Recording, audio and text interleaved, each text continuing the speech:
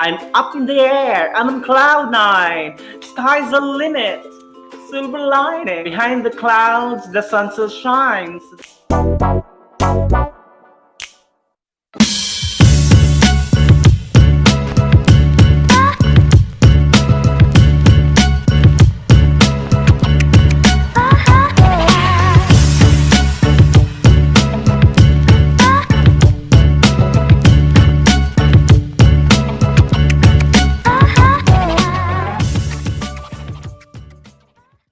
And let's get the ball rolling. Good day, everyone. This is Teacher Jerry A. Java for English with Jerry Java. Hi there, everyone. Idiomatic expressions or idioms. I'm up in the air. I'm on cloud nine. Sky's the limit. Silver lining. What else? Behind the clouds, the sun still shines. These are examples of idioms. Always hear people telling about idioms that they know, but using idioms that's not to brag, okay, that you really know the language really well. Natural is normal. It's like part of our everyday conversation. What are idioms?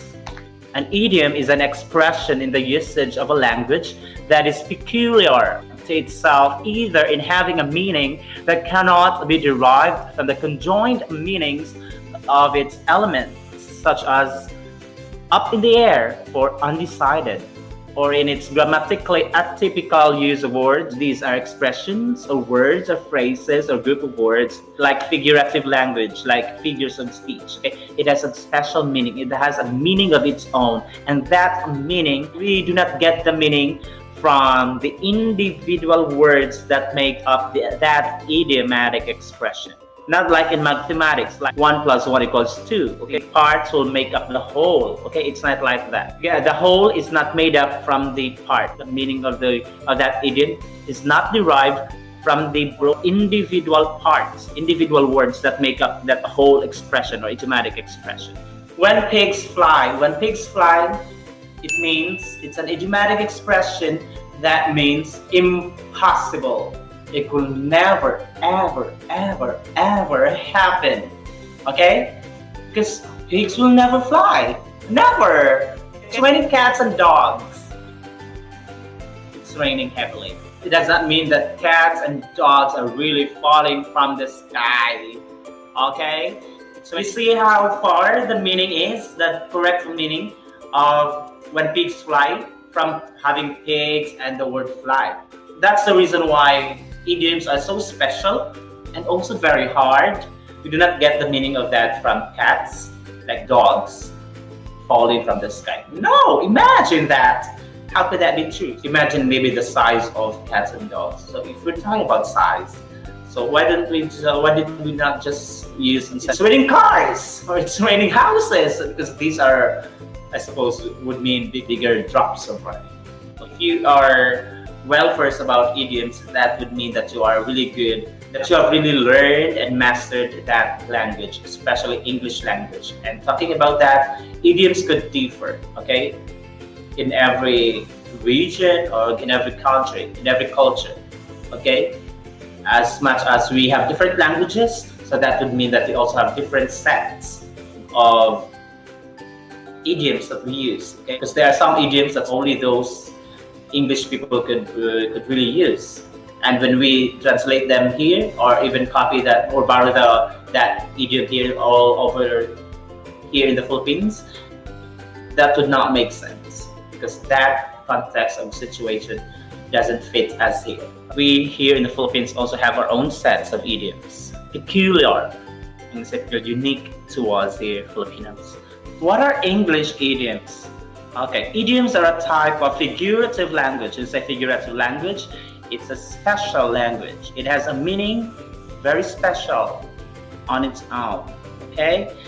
A figurative expression is one whose meaning has no relation to the words in the phrase. They use creative descriptions to share an idea or feeling. Idioms aren't always easy to learn and understand. Okay? The only way to learn them is to hear them and have the meaning explained to you. Okay? These idioms have to be used in context or in situation. When we use idioms, these would add color, a life to our expressions, to our conversations, right? When you are able to use idioms, that would mean that, wow, he or she is really intelligent. Wow. Why do we use idioms in English? Why make things harder by using idioms, right? Well, it's a fun way to talk.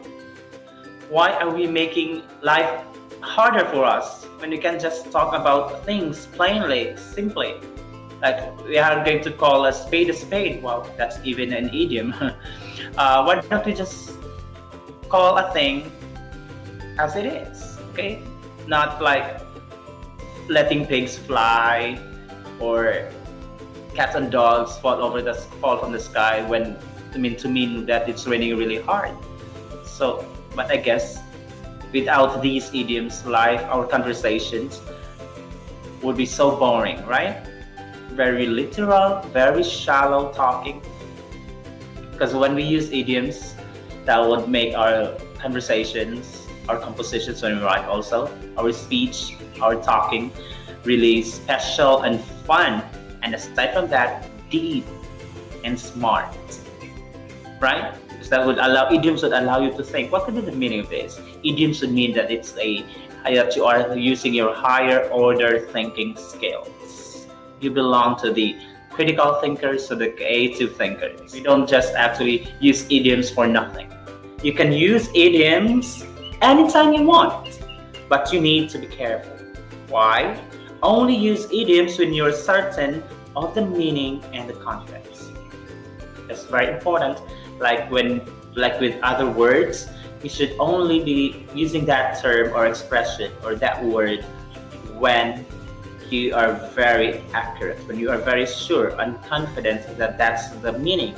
Okay, otherwise you'd be hurting other people.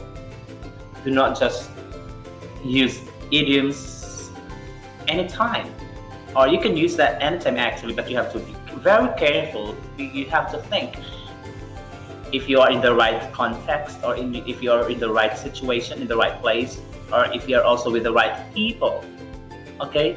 Because idioms, they might offend other people also. Also, since idioms can express strong emotions, make sure that the idiom you choose expresses the idea that you want to say. There are a lot of idioms. Okay, example, we have the animal idiom. One animal can have many idioms. Like cats, there are many cat idioms. And from that, in a situation, you thought of one idiom about cat and you were able to say another idiom also about cat, but that's not the correct idiom that you were thinking. And you were able to mention another idiom about cat. So be very careful. How to sound natural when choosing idioms. The best way to sound natural is to use idioms sparingly. Sparingly meaning not very often. You don't overload the conversation or your write-up, your essay with a lot of idioms. Otherwise, oh God, what does this mean? So, in journalism, we have this right to express, not to impress. Okay, that still holds true today. Right to express your thoughts or feelings or information, not to impress. Okay, we do not impress people with our idioms, with our collection of idioms, with our lexicon. Sparingly, do not bore us, do not overload us. Otherwise, we would be using far too many idioms that people will not understand your context, what you're trying to say, or what you're trying to write there in your composition. So be very, very careful of your idiom that you're using. It's raining so hard here. It's raining cats and dogs. Idioms are everywhere. Idioms are around us. We always use idioms. There's an idiom for every situation, for everything. Okay? Click subscribe right there. Click subscribe, and ring all so that you'll always be notified if ever I go live, if ever I have new videos uploaded. Okay, then you'd be the first to be notified. You're one of those first few people to know about the new lessons, English lessons